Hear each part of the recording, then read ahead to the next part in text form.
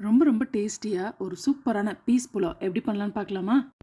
இது செய்கிறதுக்கு குக்கரை சூடு பண்ணிக்கோங்க. சூடானதுக்கப்புறமா ஒரு 5லேருந்து 6 டீஸ்பூன் அளவுக்கு தேங்காய் எண்ணெய் விட்டுக்கோங்க. ஆயில் ஹீட் ஆனதுக்கப்புறமா ஏலக்காய், கிராம்பு, பட்டை இது மூணுமே சேர்த்துக்கோங்க. அண்ட் கொஞ்சமாக துருவின வெள்ளைப்பூண்டு சேர்த்துக்கலாம். கொஞ்சமாக துருவின இஞ்சி சேர்த்துக்கோங்க. 2 பச்சை மிளகா சேர்த்துட்டு நல்லா மிக்ஸ் பண்ணி கொடுத்துருங்க. இது எல்லாம் நல்லா வதங்கினதுக்கப்புறமா ஒரு பெரிய வெங்காயம் இது போல் வெட்டி சேர்த்துக்கோங்க. வெங்காயம் லைட்டாக வதங்கினதுக்கப்புறமா 1 கப் அளவுக்கு பச்சை பட்டாணி சேர்த்துக்கோங்க.